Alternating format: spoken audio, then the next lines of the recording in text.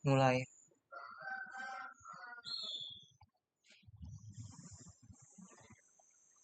Assalamualaikum warahmatullahi wabarakatuh. Waalaikumsalam warahmatullahi Waalaikumsalam warahmatullahi wabarakatuh. wabarakatuh. Selamat pagi semuanya. Saya Eka Amiliana Putri selaku moderator yang akan membantu jalannya presentasi pada hari ini. Pada presentasi kali ini, kami selaku anggota kelompok 1 akan mempresentasikan infografis yang telah dibuat oleh masing-masing anggota. Adapun anggota dari kelompok kami yang pertama yaitu Khailila Nismara dengan nomor NIM 08, Rizal Eka Kurniawan dengan NIM 010, Eka Amiliana Putri dengan NIM 014, Rizky Aulia Rahma dengan NIM 016, Sofia Bilkis Syaharani dengan NIM 028, dan yang terakhir Amanda Astautika Agustin dengan NIM 030. Untuk kegiatan selanjutnya akan dilanjut presentasi oleh anggota kelompok kami yaitu Cika.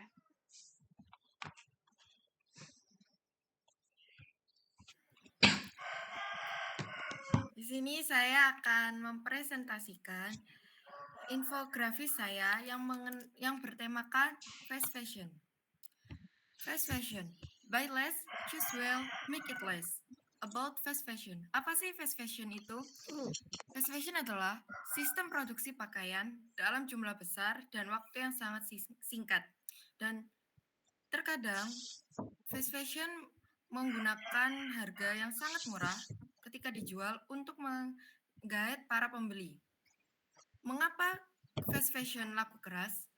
Banyak kalangan masyarakat yang memiliki sifat konsumtif tinggi dan tidak mau ketinggalan tren sedikit pun, atau yang biasanya disebut FOMO. Biasanya para influencer akan menggunakan fashion mode terbaru dan membuat para produsen membuat fashion trend itu membuat fashion trend tersebut dalam jumlah banyak, dan para fans dari si influencer tersebut akan berlomba-lomba membeli agar tidak ketinggalan tren. Dampak buruk fast fashion. Dampak buruk fast fashion ada dua sisi, di sisi lingkungan dan di sisi sosial maupun ekonomi. Di sisi lingkungan, fast fashion dapat merugikan di bagian ekosistem karena dengan terlalu cepatnya pergantian fashion atau produksi, maka penggunaan bahan kimia dalam produksi tersebut semakin banyak. Oleh karena itu, lingkungan dapat tercemar oleh pewarna maupun zat-zat kimia yang lain. Dampak kepada sosial dan ekonomi itu terbagi menjadi dua lagi. Kepada sosial dapat berdampak pada eksploitasi para pekerja, seperti hak-hak pekerja yang seharusnya libur malah dijadikan lembur untuk memproduksi fashion yang lebih banyak. Untuk dampak ekonomi, ekonomi dapat berputar tidak seperti normal biasanya karena para masyarakat lebih menargetkan fashion daripada kehidupan primer lainnya. Terus juga kegiatan ini dapat mendorong gaya hidup yang tidak semestinya. Jadi orang-orang lebih kemakan gengsi dan lebih kayak daripada gengsinya tidak keturutan, tidak memiliki uang, maka mengambil langkah seperti hutang. Padahal hutang itu dapat memperburuk ekonomi. Kemudian yang terakhir, cara mencegah fast fashion dengan melakukan capsule wardrobe. Yang pertama, apa sih capsule wardrobe itu? Adalah sistem penggunaan fashion atau barang dengan meminimalisir dari jumlah barang tersebut, atau bisa juga dengan mix and match. Misal satu celana, satu warna bisa digabungkan dengan beberapa pakaian lainnya. Kemudian tidak FOMO, mengejar dan mengikuti tren terbaru secara berlebihan. Mengikuti tren boleh, tapi tidak harus berlebihan. Kemudian yang terakhir adalah menghilangkan sifat konsumtif yang berlebihan. Menghilangkan sifat konsumtif yang berlebihan bisa dengan cara selalu menanamkan pikiran bahwa apakah barang ini penting untuk dibeli atau tidak. Sudah, itu saja dari saya. Saya beri kesempatan kepada setelah saya. Terima kasih.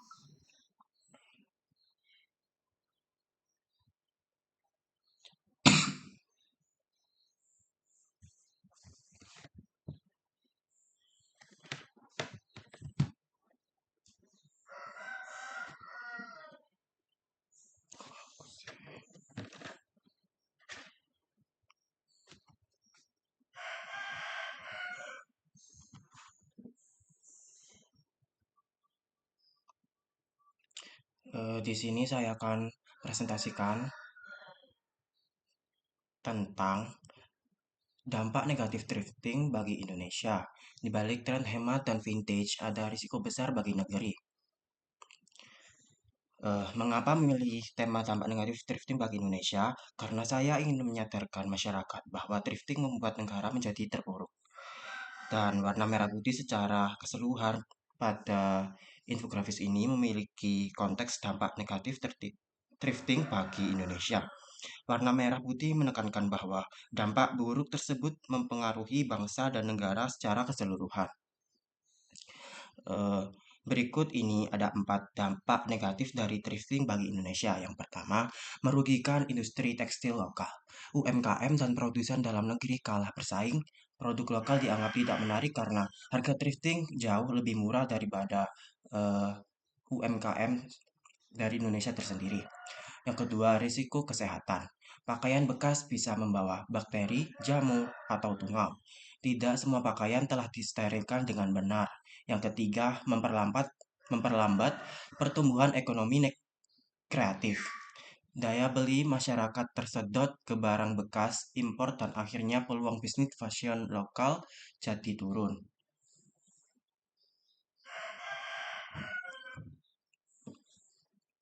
Dan yang keempat, melanggar regulasi impor. Impor pakaian bekas dilarang di Indonesia dalam PP No. 29 tahun 2021. Tetapi masih banyak yang masuk secara ilegal melalui pelabuhan tikus. Eh, di bawah ini ada data statistik impor pakaian bekas dari tahun 2018 sampai 2020. Pada tahun 2018 mencapai 100 ton, 2019 mencapai 400 ton, dan 2020 mencapai 75 ton, dan 2021 mencapai 8,3 ton, dan 2023 mencapai 25 ton. Sekian dari eh, saya berikan ke presentator berikutnya.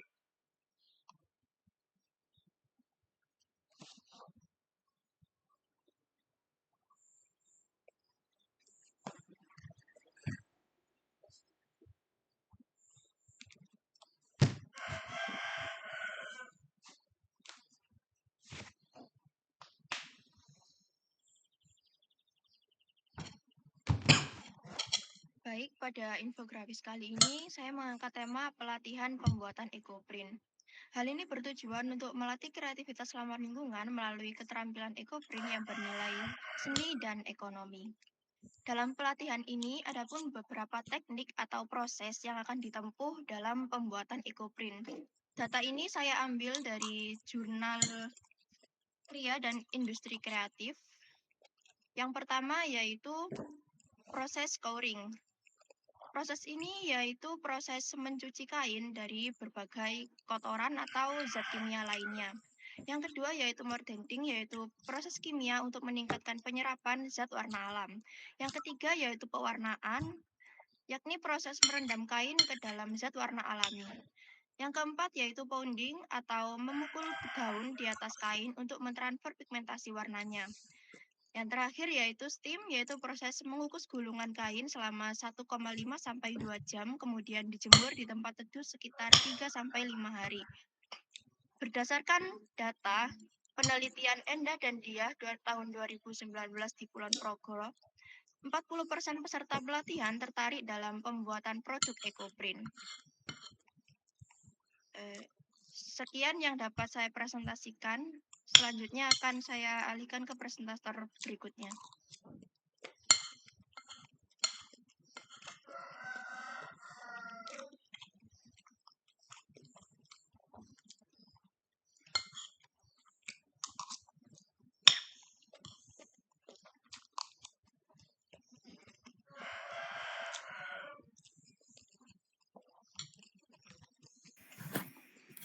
Baik, saya akan menjelaskan infografis yang telah saya kerjakan.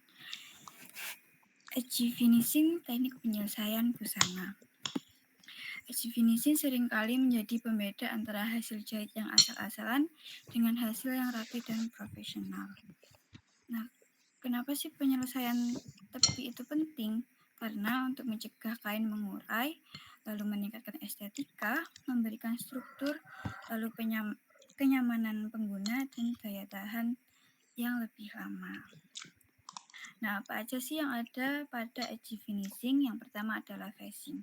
Facing adalah kain tambahan yang dijahit pada tepi pakaian lalu dibalik ke dalam untuk membuat hasil jahitan di leher dan lubang lengan tampak rapi dan bersih. Biasanya digunakan pada garis leher bulat, V atau bentuk khusus yang tidak memakai kerah. Nah, ini kelebihannya adalah pakaian tampak rapi dan juga menambah struktur pada area tertentu. Yang kedua adalah bisband. Bisband itu adalah pita serong yang dijahit menutupi tepi kain baik tampak dari luar maupun tersembunyi dari dalam. Proses ini lebih praktis dan cepat diterapkan dan cocok untuk kain tipis dan elastis. Yang ketiga adalah piping. Piping adalah tali atau kain kecil yang dijahit di antara dua sambungan kain untuk memberi garis tegas sebagai hiasan. Biasanya digunakan pada busana formal seperti gaun atau blazer, juga home decor seperti sarung bantal ataupun gorden. Lalu ada obras. Obras itu metode menggunakan mesin overlock untuk merapikan dan mengunci tepi kain agar tidak terurai. Untuk obras bisa digunakan pada bagian manapun busana yang tidak terlihat. Lalu ada zigzag. Jahitan zigzag adalah alternatif obras untuk yang tidak punya mesin obras. Jadi untuk semisal latihan untuk agar tepi pakaian lebih rapi. Lalu ada double fold hem, yaitu teknik pelipat tepi kain 2 kali ke dalam lalu menjahitnya. Umumnya digunakan pada bagian bawah baju, rok ataupun lengan. Lalu ada clean finish, yaitu kampuh dilipat dan dijahit searah agar bagian dalam rapi tanpa obras. Yang terakhir ada Hong Kong finish, mirip seperti clean finish tapi berbeda. Teknik itu menutup tepi kampuh dengan kain bias untuk hasil yang lebih rapi dan elegan. Sekian infografis yang bisa saya sampaikan. Selanjutnya akan dilanjutkan oleh teman saya.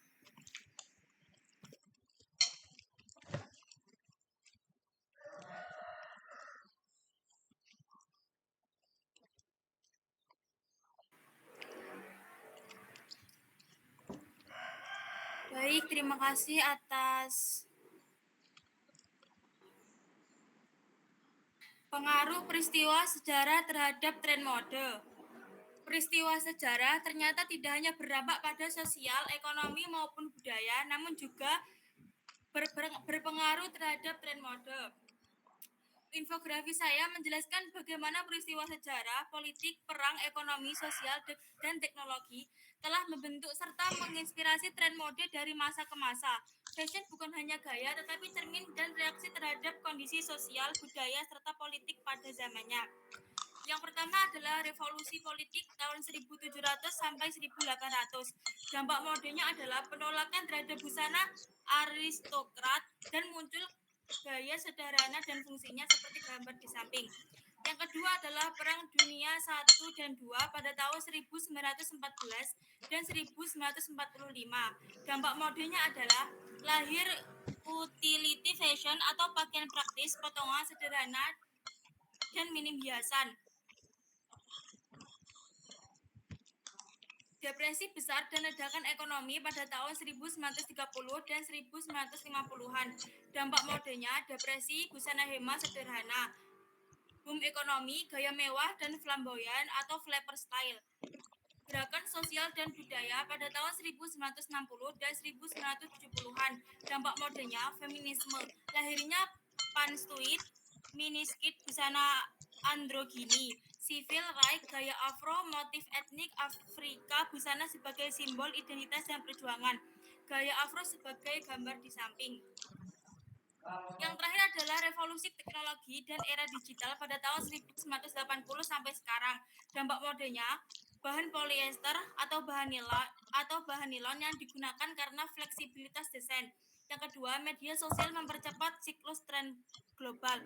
Sumber saya berasal dari Influence of Historia, Event on Contemporary Fashion Trends by Kiran Malhotra, Indian Journal of Fashion Technology. Sekian dari saya, terima kasih.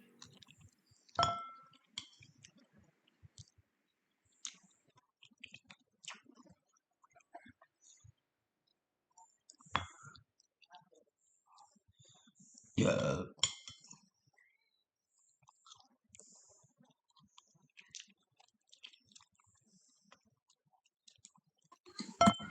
Baik, di sini saya akan menjelaskan infografis saya yang bertema Virtual Fashion Designer and Digital Style.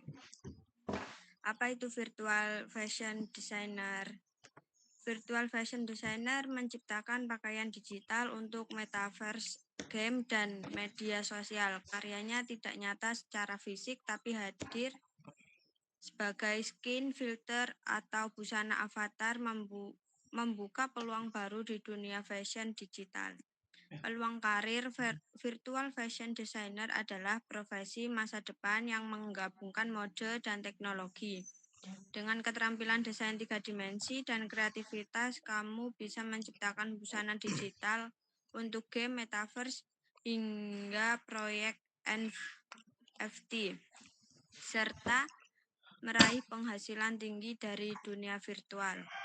Pesan utama virtual fashion bukan sekedar tren, melainkan masa depan industri mode yang berkelanjutan, kreatif, dan berbasis teknologi digital, serta membuka peluang karir baru bagi generasi muda yang ingin berinovasi di dunia maya. Baik, saya kembalikan ke moderator. Baik, sekian presentasi infografis yang telah kami paparkan. Apabila terdapat kesalahan, kami mohon maaf yang sebesar-besarnya. Kami tutup. Wassalamualaikum warahmatullahi wabarakatuh. Waalaikumsalam. Waalaikumsalam warahmatullahi wabarakatuh. Waalaikumsalam.